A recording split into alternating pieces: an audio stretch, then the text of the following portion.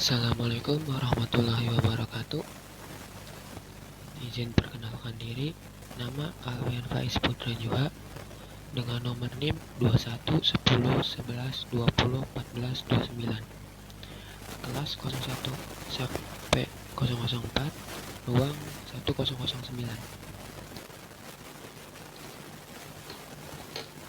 Di sini saya ingin mempresentasikan tentang wewenang dan delegasi. Wewenang. 1. Pengertian kewenangan. Kewenangan atau authority adalah hak untuk melakukan suatu atau memerintah orang lain untuk melakukan atau tidak melakukan sesuatu agar tercapai tujuan tertentu. Kewenangan biasanya dihubungkan dengan kekuasaan. Penggunaan kewenangan secara bijaksana merupakan faktor kritis bagi efektivitas organisasi.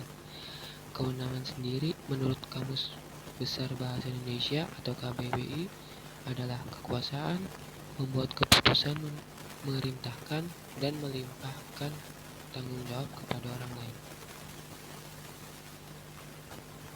2. Pengertian wewenang menurut beberapa ahli. Yang pertama, menurut Louis A. Allen dalam bukunya Management and Organization, wewenang adalah jumlah kekuasaan atau powers dan hak atau rights yang didelegasikan pada suatu jabatan. Yang kedua, menurut Harold Coates and Cyril O'Donnell dalam bukunya The Principles of Management Authority, wewenang adalah suatu hak untuk memerintah atau bertindak. Yang ketiga, menurut J.R. Cherry, wewenang adalah kekuasaan resmi dan kekuasaan pejabat untuk menyuruh pihak lain supaya bertindak dan taat kepada pihak yang memiliki wewenang itu. Yang keempat, R.C. Davis dalam bukunya Fundamentals of Management, wewenang adalah hak yang cukup yang memungkinkan seorang dapat menyelesaikan suatu tugas atau kewajiban tertentu.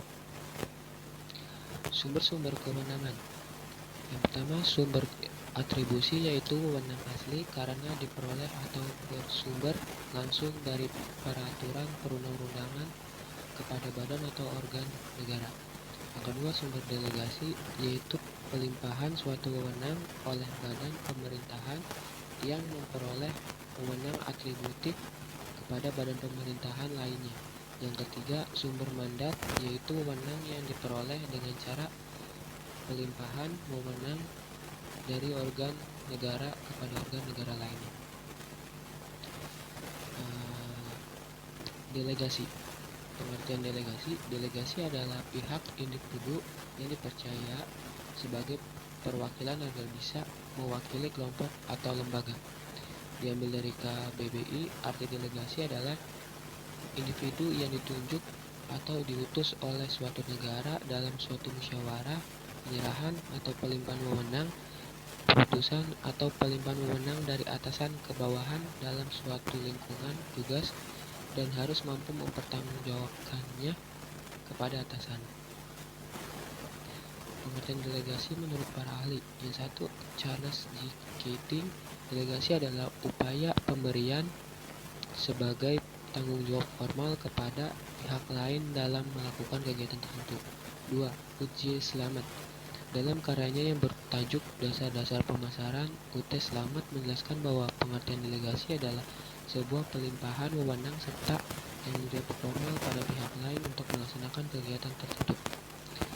Yang ketiga, Rusli Jacob, delegasi adalah sebuah kebutuhan pelimpahan kekuasaan dari atasan ke bawahan semata dilakukan agar organisasi dapat berjalan dengan efisien. Apa saja jenis-jenis delegasi yang ada? Berikut jenis-jenis delegasi.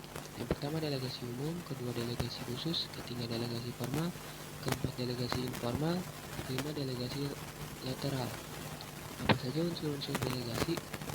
Berikut unsur-unsur delegasi, yaitu 1. Tugas. 2. Kekuasaan. 3. Pertanggung jawab. 4. Akuntabilitas, dan seterusnya. Mengapa perlu ada delegasi? Tentu saja ada tujuannya. Berikut tujuan delegasi. 1. Untuk mengefektifkan dan mengefisienkan organisasi yang ada dalam perusahaan. Yang kedua, untuk lebih memfokuskan hal lain yang lebih penting sehingga organisasi perusahaan tidak terbengkalai karena pemimpin berada di tempat. Ketiga, untuk memberikan bantuan pada atasan dalam menilai suatu kebijakan yang tepat. 4. Untuk memberi peran pada individu di perusahaan itu. Kelima, untuk memberikan motivasi pada karyawan agar lebih fokus pada target yang harus diraih. Ya, kurang lebihnya mohon maaf. Itu saja presentasi tentang wewenang dan delegasi. Kurang lebihnya mohon maaf. Assalamualaikum warahmatullahi wabarakatuh.